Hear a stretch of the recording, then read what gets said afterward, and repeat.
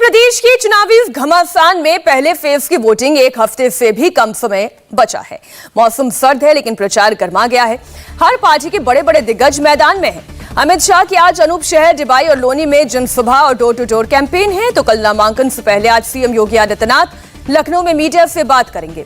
दूसरी ओर बीजेपी को चुनौती दे रहे अखिलेश यादव और जयंत चौधरी आज बुलंदशहर और नोएडा में साझा प्रचार करेंगे, तो वहीं मायावती गाजियाबाद में जनसभा करेंगे और प्रियंका गांधी बुलंदशहर में कैंपेन करने वाले हैं। आज ये सियासी हलचल दिन भर आप देखेंगे और सबसे पहले बात हम करेंगे आज केशव प्रसाद मौर्य की।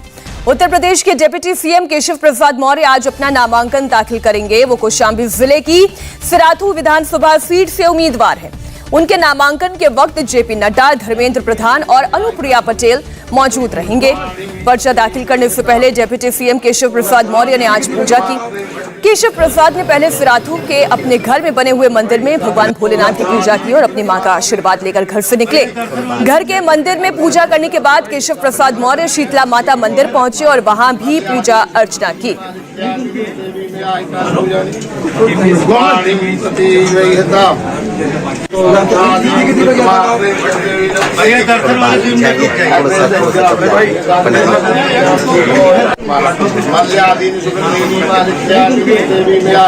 दो तस्वीरें आप देख रहे हैं, पहले घर पर पूजा, फिर मां का आशीर्वाद और फिर शीतला माता मंदिर में पूजा करने के बाद आज नामांकन पत्र दाखिल करने के लिए केशव प्रसाद मौर्य निकलेंगे।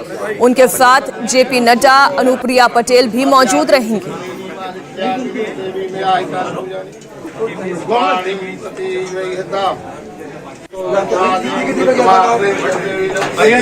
जातिगत समीकरण के लिहाज से यदि आप सिराथू को देखें तो कोई बहुत ज्यादा मुश्किल नहीं है, लेकिन हाँ ये जरूर है कि ये लड़ाई इतनी आसान भी नहीं है।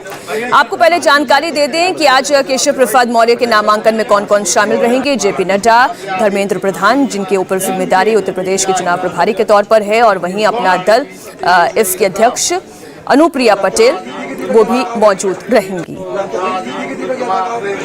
केशव प्रसाद मौर्य के नॉमिनेशन में बीजेपी अनुप्रिया पटेल को इसलिए ले जा रही है क्योंकि उनका मुकाबला अनुप्रिया पटेल की बहन और अपना दल कमेरावादी की कैंडिडेट पल्लवी पटेल से है। अपना दल का ये समाजवादी पार्टी से जो गठबंधन है, पल्लवी पटेल, जैसा कि मैं आपको जानकारी दे रही थी कि जातिगत समीकरण के लिहाज से आप ये कह सकते हैं कि केशव प्रसाद मौर्य के लिए शायद कोई मुश्किल ना हो, लेकिन अपना दल कमेरावादी की पल्लवी पटेल वो चुनावी मैदान में केशव प्रसाद मौर्य के साथ ये चुनावी टक्कर आप देखेंगे। 2012-2017 की स्थिति भी आप जरा देख लें, जो सिराथू विधानसभा सीट की रही थी। केशव प्रसाद मौर्य यहां से जीते थे, फिर शीतला प्रसाद पटेल यहां से जीते थे, और इस बार टक्कर केशव प्रसाद मौर्य और अपना दल के उम्मीदवार के बीच है। केशव प्रसाद मौर्य यूपी में बीजेपी का सबसे बड़ा ओबीसी चेहरा है। उनको सिराथू से बीजेपी ने उम्मीदवार बनाया है क्योंकि यहाँ 34% ओबीसी वोटर्स हैं। दलित वोटर्स की संख्या करीब 33% के करीब है और मुस्लिम वोटर्स की संख्या यहाँ पर 13% है। सवर्ण जातियाँ भी 17% के करीब है। तो लड़ाई ओबीसी एससी वोटर्स को अपनी तरफ खींचने की है, और इसलिए यहाँ पर चाहे हम बात करें केशव प्रसाद मौर्य की या फिर उनके प्रतिद्वंदी की। हमारे साथ संवाददाता विशाल प्रताप सिंह इस खबर पर जुड़ गए हैं। विशाल, बहुत सोच समझकर प्रतिद्वंदी भी यहाँ पर उतारा गया है क्योंकि ओबीसी वोटर्स की संख्या यहाँ पर निर्णायक है। ओबीसी और एससी दोनों ही वोटर्स की संख्या अगर हम यदि गिनती करें, जोड़ें इसे, तो निर्णायक भूमिका में नजर आती है। ये लड़ाई कितनी मुश्किल हो सकती है?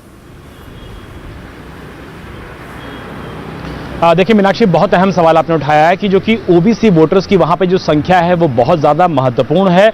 सिराथू ऐसा इलाका है जहां पर ओबीसी वोटर्स ही निर्णायक भूमिका में रहते हैं। यही वजह है कि समाजवादी पार्टी ने अपने गठबंधन की प्रत्याशी के तौर पर पल्लवी पटेल, जो कि कमरेवादी अपना दल की महासचिव भी हैं, उनको उतारा है, और अनुप्रिया पटेल जो कि केंद्र में मंत्री हैं और भारतीय जनता पार्टी की सहयोगी हैं, उनकी वो सगी छोटी बहन है। तो ऐसे में मुकाबला निश्चित तौर पर दिलचस्प होने वाला है, लेकिन इससे इनकार नहीं किया सकता है कि सिराथू हो, कौशाम्बी हो, ये सब केशव मौर्य के लिए, जो कि उत्तर प्रदेश सरकार के डिप्टी सीएम हैं, उनके लिए नया नहीं है। सिराथू से वो पहले भी विधायक रह चुके हैं और आज जब वो नामांकन करने जा रहे हैं उससे पहले उन्होंने सबसे पहले प्रभु का आशीर्वाद दिया है और उसके बाद उत्तर प्रदेश के डिप्टी सीएम केशव मौर्य के साथ बीजेपी के राष्ट्रीय अध्यक्ष जेपी नड्डा मौजूद रहेंगे। केंद्र सरकार मंत्री, उत्तर प्रदेश सरकार के जो और भी बाकी पदाधिकारी है वो मौजूद रहेंगे, धर्मेंद्र प्रधान मौजूद रहेंगे और खुद अनुप्रिया पटेल मौजूद रहेंगी। यानी कि बीजेपी एक आज जो नामांकन है उससे न सिर्फ अपना शक्ति प्रदर्शन करेगी बल्कि ये भी बताने की कोशिश करेगी कि पल्लवी पटेल की बहन अनुप्रिया पटेल को किस तरीके से भारतीय जनता पार्टी ने न सिर्फ सहभागी बना रखा है बल्कि केंद्र में उनको मंत्री बना करके निश्चित तौर पर काम को आगे बढ़ाया जा रहा है। तो ये कहा जा सकता है कि जो मैसेज है वोटर्स के बीच में, भारतीय जनता पार्टी इस नामांकन के जरिए अनुप्रिया पटेल की मौजूदगी से ही काफी ज्यादा देगी। सीट के बारे में भी विशाल यदि हम बात करें तो बीते 2 साल से तो ये बीजेपी के पास रही है।